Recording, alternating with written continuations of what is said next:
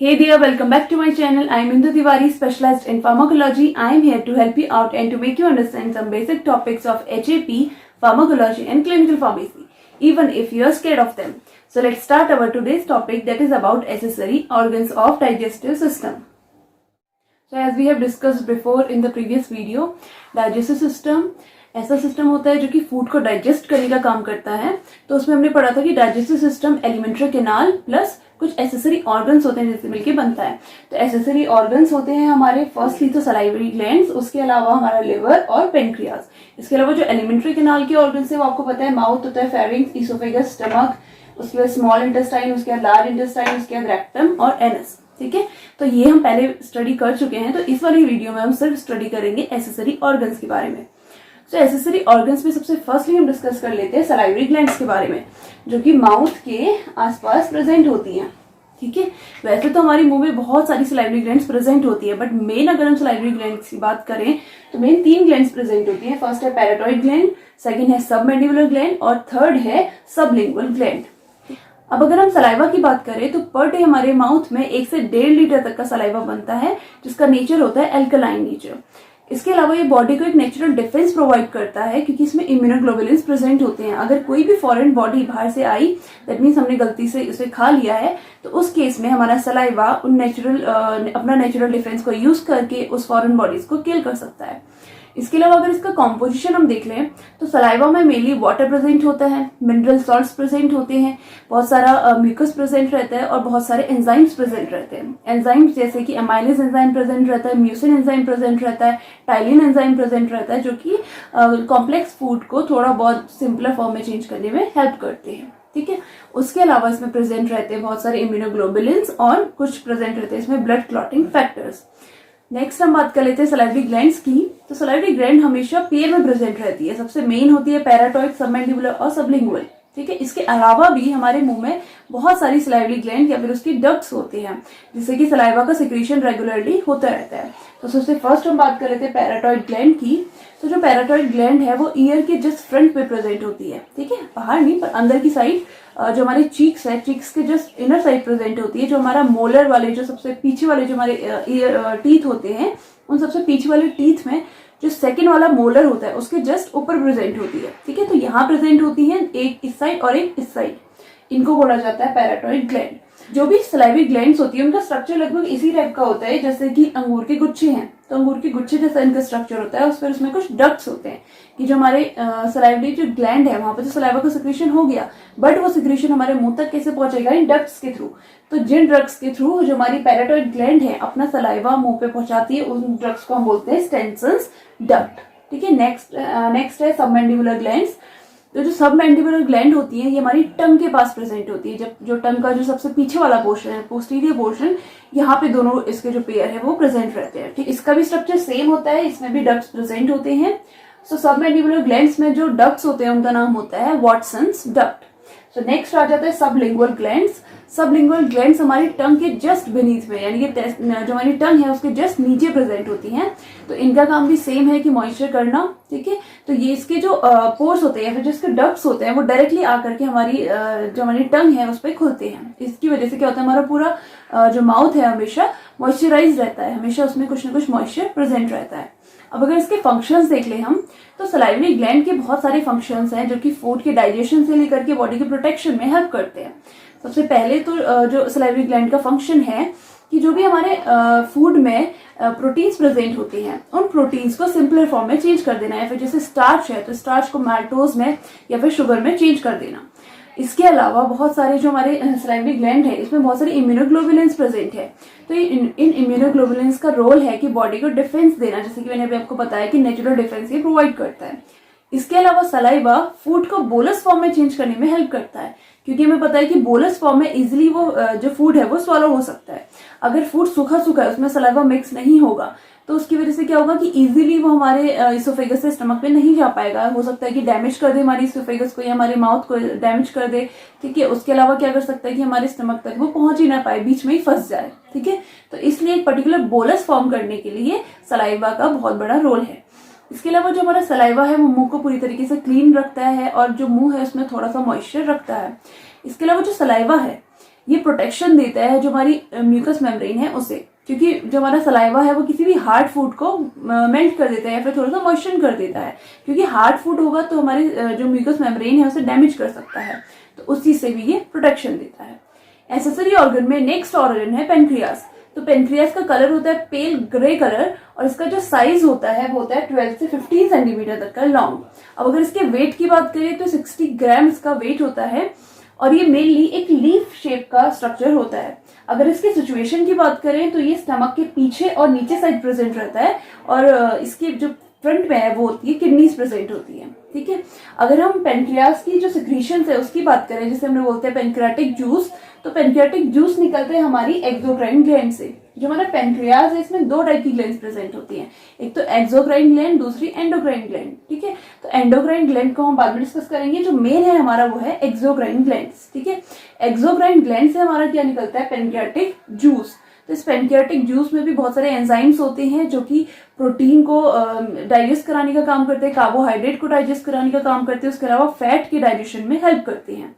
अगर हम बात करें इसके सिक्रीशन की, तो इसमें क्या होते हैं, छोटे छोटे लोब्यूल्स प्रेजेंट होते हैं, जैसे कि जैसे अंगूर के गुच्छे होते हैं, तो सेम वैसे ही यहाँ पे भी क्या होते हैं, लोब्यूल्स प्रेजेंट होते हैं छोटे छोटे, जहाँ पे कि पेनक्रियाटिक जूस सिंथेसाइज होता है।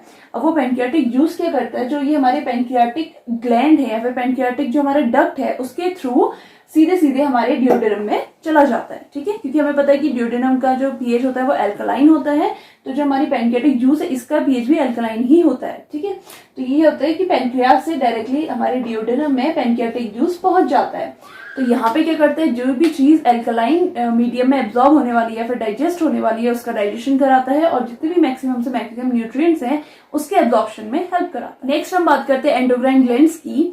तो पेनक्रियास के अंदर एंडोक्राइन ग्लैंड्स के फॉर्म में कुछ स्पेशलाइज्ड सेल होती हैं जिसे हम बोलते हैं इस्लेट्स ऑफ लैंगरहैंसेस की। तो इसमें अलग अलग सेल्स होती हैं जिनसे अलग अलग हार्मोन्स निकलती है। एज लाइक अल्फा सेल से हमारा निकलता है ग्लूकागॉन, बीटा सेल से निकलता है इंसुलिन और गामा सेल से निकलता है सोमेटोस्टैटिन। तो ये तीनों हार्मोन ब्लड में जो ग्लूकोज लेवल है उसको मेंटेन करने में हेल्प करती है।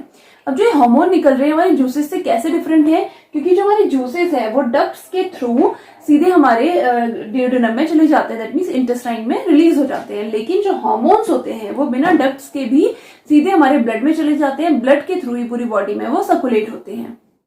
एक्सेसरी ग्लैंड में से नेक्स्ट और सबसे इंपॉर्टेंट ग्लैंड है लिवर। तो हमारी बॉडी में जितनी भी ग्लैंड्स है उसमें से सबसे बड़ी ग्लैंड होती है हमारा लिवर। अगर इसके वेट की बात करा जाए तो इसका वेट लगभग 1 kg से लेकर के 2.3 kg तक हो सकता है। इसकी एक स्पेशलिटी होती है कि अपनी जो भी सेल्स है अगर वो डैमेज हो गई हैं या फिर किसी तरीके से डिस्ट्रॉय हो गई हैं तो उनको वापस से रीजेनरेट कर सकता है। दैट मीन अगर थोड़ा भी इसमें कुछ भी कॉम्प्लिकेशन आ गया, कुछ भी डिस्ट्रक्शन हो गया, तो उस केस में फिर ये वापस से अपने फुल्ली डेवलप, फुल्ली ग्रो हो सकता है। इसके अगर स्ट्रक्चर की बात करें तो लिवर के अंदर बहुत सारे छोटे छोटे सेल्स प्रेजेंट होते हैं जिसको हम बोलते हैं हिपैटोसाइट्स। ठीक है, हिपैटोसाइट्स प्रेजेंट होते हैं जिसका अलग अलग फंक्शन होता है। अगर हम डाइजेस्टिव सिस्टम की ओर को देखें तो ये लिवर मेनली बाइल जूस को सिक्रीट करता है। तो ये बाइल जूस हेल्प करता है जितना भी हमारा फूड है उसमें जो भी कॉम्प्लेक्स प्रोटीन है या फिर कार्बोहाइड्रेट है, फैट है या फिर अमाइनो एसिड्स है, उन सबको डाइजेस्ट कराने में हेल्प करता है। अब अगर लिवर के फंक्शंस की बात करी जाए तो इसके बहुत सारे फंक्शन ही हमारी बॉडी में प्रोड्यूस करता है, जिसमें से फर्स्ट फंक्शन होता है कार्बोहाइड्रेट का मेटाबॉलिज्म। जितना भी हम फूड के साथ ग्लूकोज लेते हैं तो उस ग्लूकोज को ग्लाइकोजन में तोड़ने का काम करता है हमारे बाइल जूसेस। ठीक है, उसके बाद इंसुलिन की प्रेजेंस में ये ग्लाइकोजन स्टोर हो जाता है हमारी फर्दर एनर्जी या फिर फर्दर वर्क के लिए। इसके अलावा जो हमारा लिवर होता है ये सबसे ज्यादा एनर्जी का प्रोडक्शन करता है। दैट मीन्स हमारी बॉडी में जितनी भी एनर्जी आती है सबसे मोस्ट ऑफ एनर्जी आती है हमारे लिवर के थ्रू। तो एनर्जी के साथ साथ ये क्या करता है, हाईएस्ट हीट का भी प्रोडक्शन करता है। अगर हमारी बॉडी में कभी हीट की कमी हो जाती है तो उसमें सबसे हाईएस्ट हीट का जो प्रोडक्शन है वो लिवर के थ्रू ही होता है। उसके अलावा बॉडी में जितना भी फैट प्रेजेंट है उसको भी ये मेटाबोलाइज करने की प्रोसेस करता है कि जो हमारा फैट है उसको ये एनर्जी के फॉर्म में यूज कर लेता है। कि जो भी हमारा स्टोर्ड फैट है, ठीक है, स्टोर्ड फैट को ये यूटिलाइज करता है, उसको तोड़ देता है और उससे एनर्जी प्रोडक्शन करता है। इसके अलावा प्रोटीन के मेटाबॉलिज्म में भी इसका बहुत इंपॉर्टेंट रोल है कि जो हमारे अमाइनो एसिड्स होते हैं, इन अमाइनो एसिड्स में से ये जो हमारा नाइट्रोजन ग्रुप प्रेजेंट होता है उसमें उस नाइट्रोजन ग्रुप को ये रिमूव कर देता है, जिसकी वजह से वो इजीली यूरिन के थ्रू बाहर निकल जाए। इसके अलावा ये ट्रांस अमाइनेशन करता है, दैट मीन्स जो भी हमारे नॉन एसेंशियल अमाइनो एसिड्स होते हैं उनको ब्रेक डाउन कर देता है, उसमें से जो भी नाइट्रोजन पार्ट होता है उसको जाकर के फर्दर किसी भी दूसरे कार्बोहाइड्रेट के साथ जाकर के ज्वाइन कर देता है, जिसकी वजह से हमारी बॉडी में एसेंशियल अमाइनो एसिड्स का प्रोडक्शन होता है। इसके अलावा हमारी बॉडी में जितनी भी प्लाज्मा प्रोटीन्स हैं उसके प्रोडक्शन में भी लिवर का रोल होता है, जैसे कि एल्ब्यूमिन है या फिर ग्लोबुलिन है या फिर जितनी भी हमारे ब्लड के क्लॉटिंग फैक्टर्स होते हैं सबको बनाने में लिवर का रोल होता है। लिवर का नेक्स्ट रोल है डिटॉक्सिफिकेशन, दैट मीन्स हमारी बॉडी में जो भी टॉक्सिसिटी होती है उसको डिटॉक्सिफाई करने का काम होता है लिवर का। इसके अलावा अगर हमने कोई भी बाहर से कोई भी फॉरेन बॉडी इनकल्ट कर लिया, फिर कोई भी माइक्रोबैक्टीरिया अगर हमने खा लिया है तो उसको भी किल करने का काम, डिस्ट्रॉय करने का काम होता है हमारे लिवर का। अब इसके अलावा जैसे हमारी ब्लड में अगर आरबीसीज का काउंट बहुत ज्यादा बढ़ जाए तो उसका डिस्ट्रक्शन करना भी हमारे लिवर का काम है। वैसे तो आरबीसीज का जो डिस्ट्रक्शन होता है सबसे ज्यादा स्प्लीन में होता है, बट स्प्लीन के अलावा लिवर में भी आरबीसीज का डिस्ट्रक्शन होता है। तो आरबीसीज डिस्ट्रक्ट होती है जिससे कि जिसका आयरन वाला पार्ट है वो वापस से हमारी बोन मैरो में चला जाता है, जिससे कि आरबीसीज का फिर से प्रोडक्शन होने लग जाता है। उसके अलावा जो बिलिरुबिन वाला पार्ट बच जाता है वो बाइल के साथ मिक्स होकर के हमारे जो हमारी डिओडेनम है उसमें पहुंच जाता है। अब डिओडेनम के थ्रू वो हमारी इंटेस्टाइन में घूमता है। उसके बाद मैंने आपको बताया था पहले कि जो हमारी इंटेस्टाइन है इसमें कुछ बैक्टीरिया प्रेजेंट होते हैं जिनकी प्रेजेंस में जो बिलिरुबिन है वो चेंज हो जाता है स्टर्कोबिलिन में। अब स्टर्कोबिलिन की वजह से ही जो हमारा स्टूल है उसका कलर होता है ब्राउन। ठीक है, इसके अलावा जो हमारा लिवर है ये स्टोरेज का भी काम करता है, जैसे कि ग्लाइकोजन को ये स्टोर करता है। उसके अलावा हमारी बॉडी में जो भी फैट सॉल्युबल विटामिन्स होते हैं जैसे कि ए, डी, ई के, उनको ये स्टोर करता है। आयरन को स्टोर करता है, उसके अलावा कॉपर को स्टोर करने का काम करता है। और जो हमारी बॉडी में वाटर सॉल्युबल विटामिन्स है जैसे विटामिन B12 को भी स्टोर करता है। इसके अलावा इसका नेक्स्ट इंपॉर्टेंट फंक्शन होता है फर्स्ट पास मेटाबॉलिज्म में। और first pass metabolism as like कि हमने कोई भी अगर ड्रग खाई तो ड्रग खाने के बाद क्या होगा, वो एब्जॉर्ब होगी, एब्जॉर्ब होकर के वो डायरेक्टली हमारे लिवर में पहुंचती है। तो लिवर में उसका फर्स्ट पास मेटाबॉलिज्म होता है, दैट मीन्स वो इनएक्टिवेटेड फॉर्म से एक्टिवेटेड फॉर्म में चेंज होती है, या फिर जो हमारा वाटर सॉल्युबल फॉर्म है उससे लिपिड सॉल्युबल फॉर्म में चेंज होती है। अब ऐसा क्यों होता है, ताकि हमारी बॉडी में इजीली मूव कर सके एक जगह से दूसरी जगह, और एक्टिवेटेड फॉर्म में चेंज होने की वजह से वो अपना फंक्शन इजीली कर सकती है। तो इस केस में क्या होता है, जब भी फर्स्ट पास मेटाबॉलिज्म होता है तो उस केस में बहुत ज्यादा ड्रग का लॉस हो सकता है। दैट मीन्स कभी कभी तो क्या होता है कि ड्रग है वो पूरी तरीके से ही लॉस हो जाती है, यानी कि पूरा उसका मेटाबॉलिज्म हो जाता है, ड्रग की कंसंट्रेशन हमारे ब्लड में बहुत लो हो जाती है। बट कभी कभी क्या होता है कि थोड़ा बहुत मेटाबॉलिज्म होता है, उसके बाद ड्रग एक्टिवेट हो जाती है। तो बहुत सारी ड्रग्स होती हैं जो कि फर्स्ट पास मेटाबॉलिज्म को पास नहीं कर पाती हैं, तो उनको ओरली नहीं दिया जाता। अब लिवर के नेक्स्ट और सबसे इंपॉर्टेंट फंक्शन की अगर हम बात करें तो वो होता है बाइल जूस का प्रोडक्शन करना। तो बाइल जूस की कॉम्पोजिशन की अगर हम बात करें तो बाइल जूस के अंदर प्रेजेंट होता है water, mineral salts, bile juice, bile pigment जिसे हम बोलते हैं बिलिरुबिन जो कि आरबीसीज के ब्रेकडाउन की वजह से आता है। उसके अलावा कोलेस्ट्रॉल प्रेजेंट होता है और म्यूकस प्रेजेंट होता है। तो अगर हम इसके अमाउंट की बात करें तो पर डे लगभग 500 से लेकर के 1000 ml तक का बाइल जूस हमारी बॉडी से सिक्रीट होता है। सो बॉडी से जितना भी बाइल जो सिक्रीट हुआ है वो जरूरी नहीं कि एक ही बार में यूज हो जाए, तो उसको स्टोर करने के लिए एक यूनिट होती है जिसे हम बोलते हैं गॉल ब्लैडर। अब अगर हम इसके फंक्शंस की बात देखें कि बाइल का स्पेसिफिकली बाइल का फंक्शन क्या है, तो फर्स्ट फंक्शन होता है इसका जो भी कॉम्प्लेक्स प्रोटीन है फिर कार्बोहाइड्रेट है उसको सिंपलर फॉर्म में तोड़ देना। ठीक है, तो सिंपलर फॉर्म में इसको तोड़ देता है जिससे कि उनका एब्जॉर्प्शन इजी हो जाता है। उसके अलावा बाइल का एक और फंक्शन है कि जो भी बिलिरुबिन प्रेजेंट है हमारे लिवर में, क्योंकि अगर बिलिरुबिन बढ़ गया तो फिर हमारी बॉडी में जॉन्डिस वाली कंडीशन हो सकती है, इसीलिए बाइल में बिलिरुबिन का सिक्रीशन होना इंपॉर्टेंट है।